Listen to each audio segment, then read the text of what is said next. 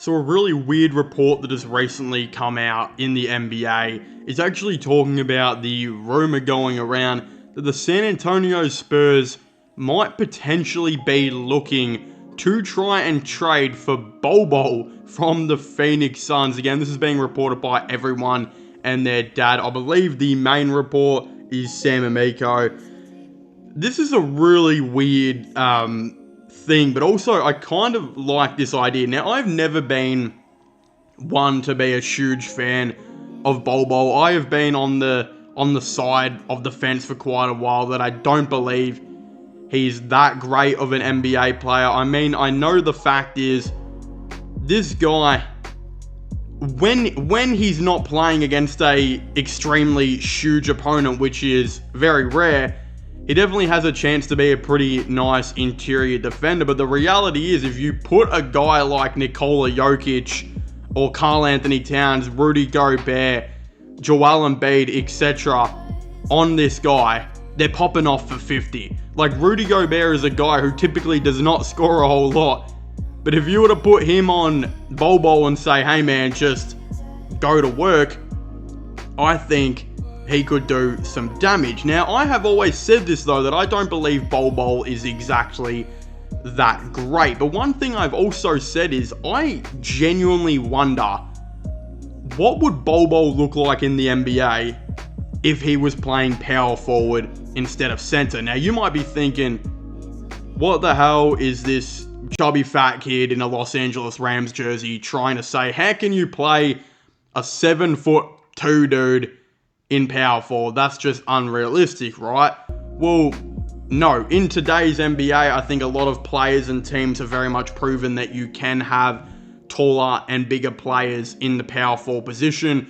We look at Anthony Davis on the Lakers and Pelicans for so long being 6'11", 7 foot, playing power forward and doing an extremely good job. Then you look at the Cavaliers, who for a minute there changed how a lot of the NBA teams perceived the big man, because they actually rocked with Evan Mobley and Jarrett Allen at center and power forward, who are both 7 feet tall players. And then you had teams that saw that and was pretty successful, like the Minnesota Timberwolves, who went out and got 7 foot Rudy Gobert and 6'11" Karl Anthony Towns, and were like, yeah, let's do this. Now, with the San Antonio Spurs, we obviously know they've already got like 7'4" Victor Wembanyama, arguably the best rookie in the game, the pick number 1, a guy who should be an absolute generational talent. Again, touch wood, no injuries come, but with no injuries, he should hopefully, for the Spurs, get to that ability. One thing that just makes me think, Bol Bol to me is not big enough, he is not strong enough to play that center position. But I've just always thought, why not give him a go at power forward? Now, I know the Orlando Magic tried this out and it didn't really work, but in saying that, that was the Orlando Magic of a year or two ago, who were the worst team in the NBA. The San Antonio Spurs are in a little bit of a different situation. When they played Bol Bol at a bit of power forward, they played Wendell Carter as their center, who already isn't the best defender and couldn't make up for some of the shortcomings of that decision. I could see Wembanyama and Bol Bol actually working well together though, and actually being a pretty awesome duo.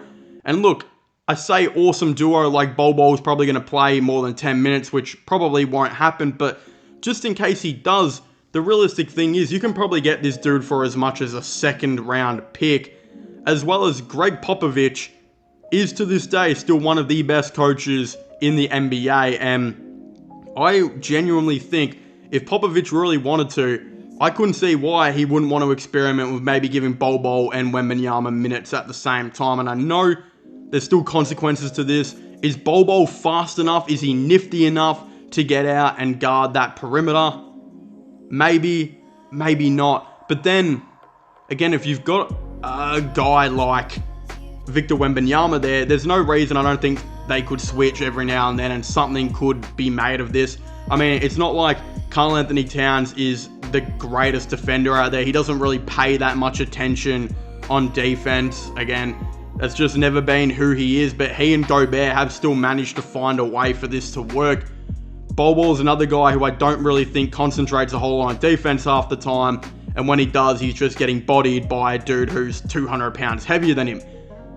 But maybe at power forward, if he did somewhat concentrate and actually gave it his full attention, I couldn't see why maybe this couldn't actually happen. I think it'd be a fun little experiment.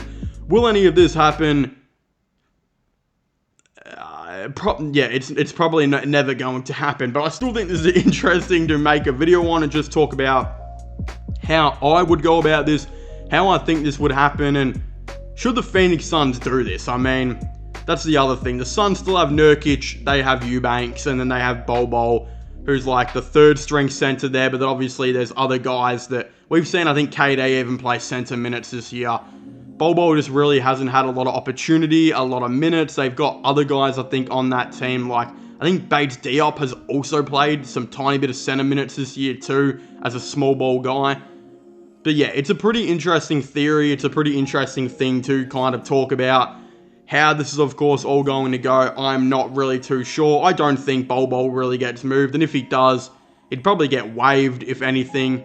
Again, I think he has been playing some more basketball pretty recently though, so probably won't happen. But yeah, this is interesting to talk about. Spurs and Popovich, could they make something happen with this? I'm not too sure, but of course, if you haven't already, please make sure to leave a like and subscribe to the channel. Comment your thoughts and opinions down below. How do you guys think they're going to go about this? I'd very much like to know. Don't forget to subscribe to my gaming channel and my IRL/vlog channels. Links for them will be in the description down below. But as I was saying, please make sure to leave a like, subscribe, and comment, and I'll see you guys next time. Goodbye.